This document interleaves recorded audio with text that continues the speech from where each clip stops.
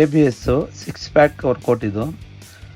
ಈ ವರ್ಕೌಟ್ ಬಂದ್ಬಿಟ್ಟು crunches cable cross over ಮಿಷಿನಲ್ಲಿ ಕ್ರಂಚಸ್ 3 ಥರ ಬರುತ್ತೆ. ಕೇಬಲ್ ಕ್ರಂಚಸ್ಸು ಒಂದು ಸ್ಟ್ಯಾಂಡಿಂಗ್ ಬರುತ್ತೆ, ಇನ್ನೊಂದು ಸಿಂಗಲ್ ಲೆಗ್ಗು, ಅದಾದ ನಂತರ ಸಿಟೆಡ್ ಕ್ರಂಚಸ್ ಬರುತ್ತೆ.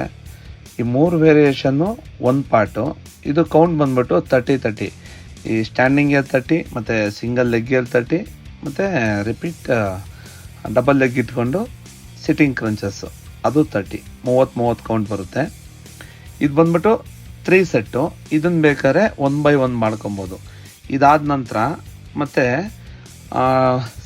ಸೀಟಲ್ಲಿ ಕೂತ್ಕೊಂಡು ಸಿಟೆಡ್ ಲೆಗ್ ಪ್ರೆಸ್ಸು ಮತ್ತು seated leg rice, seated cross seated crunches ಅಂತ ಬರುತ್ತೆ. ಅದನ್ನು ಅಷ್ಟೇ 3 ರೌಂಡು, ಇದೊಂದು ಮತ್ತು ಅದೊಂದು 1/1.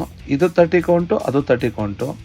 ಇದರಲ್ಲಿ 4 ವೇರಿಯೇಷನ್ ಕೊಟ್ಟಿದ್ದೀನಿ. ಅದರಲ್ಲಿ 4 ವೇರಿಯೇಷನ್ನು, ಇದರಲ್ಲಿ 3 ವೇರಿಯೇಷನ್ ಇದೆ. ನೀವು ಇದನ್ನು ಮಾಡಬೇಕಾದ್ರೆ ಫೋಕಸ್ ಎಲ್ಲ ಬಂದುಬಿಟ್ಟು ನಿಮ್ಮ ಆ್ಯಪ್ಸ್ ಮೇಲೆ ಫೋಕಸ್ ಮಾಡಬೇಕು. ಇದು ವೆಯ್ಟ್ ಲಾಸ್ಗೂ ಮಾಡ್ಕೊಬೋದು, ಇಲ್ಲ 6 ಪ್ಯಾಕ್ ಮಾಡ್ತೀನಿ ಅಂದರೆ ಅದಕ್ಕೂ ಮಾಡ್ಕೊಬೋದು. ಬಟ್ ಹೇಳೋದೇನೆಂದರೆ, ಇವಾಗ ಕೇಬಲ್ ಕ್ರಾಸ್ ಓವರಲ್ಲಿ ಕ್ರಂಚಸ್ ಮಾಡೋಣಲ್ಲ, ಆ ಮಿಷಿನಲ್ಲಿ ಪೀಕ್ ಅವರಲ್ಲಿ ಪ್ರತಿ ಒಂದು ಜಿಮ್ಮಲ್ಲಿ ತುಂಬ ಕ್ರೌಡ್ ಇರುತ್ತೆ. ಆ ಕ್ರೌಡ್ ಟೈಮಲ್ಲಿ ಮಾಡ್ತೀನಿ ಅಂದರೆ ಮಿನಿಮಮ್ ಆ ವರ್ಕೌಟ್ ಮಾಡ್ಬೇಕಂದ್ರೆ 1/2 ಅವರ್ ಆಗುತ್ತೆ. 1/2 ಅವರ್ ಮಿಷಿನಲ್ಲಿ ಫುಲ್ಲಾಗಿ ನೀವು ಹಿಡ್ಕೊಂಡಿದ್ರೆ ಮಿಷಿನ್ನ ಇನ್ನೊಬ್ರಿಗೆ ಪ್ರಾಬ್ಲಮ್ ಆಗುತ್ತೆ.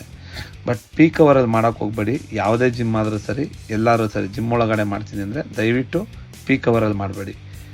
ಆ ಥರ ಮಾಡೋದ್ರಿಂದ ಬೇರೆಯವರು ತೊಂದರೆ ಆಗುತ್ತೆ. ನೀವು ಮಾಡೋವರು ಅವರು ವೆಯ್ಟ್ ಮಾಡಬೇಕಾಗುತ್ತೆ. ಇದೆಲ್ಲ ಜಿಮ್ ಖಾಲಿ ಇರುತ್ತಲ್ಲ ಆ ಟೈಮಲ್ಲಿ, ಇಲ್ಲಾಂದರೆ ಕಮ್ಮಿ ಕ್ರೌಡ್ ಇರುತ್ತಲ್ಲ ಆ ಟೈಮಲ್ಲಿ ಮಾಡೋದ್ರಿಂದ ನಿಮಗೂ ಆರಾಮಾಗಿ ಮಾಡ್ಬೋದು. ಬಟ್ ಬೇರೆಯವ್ರಿಗೂ ಡಿಸ್ಟರ್ಬೆನ್ಸ್ ಆಗೋಲ್ಲ, ನಿಮಗೂ ಡಿಸ್ಟರ್ಬೆನ್ಸ್ ಆಗೋಲ್ಲ. ಇದನ್ನು ಫೋಕಸ್ ಬಂದ್ಬಿಟ್ಟು ನಿಮ್ಮ ಆ್ಯಪ್ಸ್ ಮೇಲೆ ಮಾಡಬೇಕು, ಟೋಟಲಿ ಆ್ಯಪ್ಸ್ ಮೇಲೆ ಮಾಡಬೇಕು.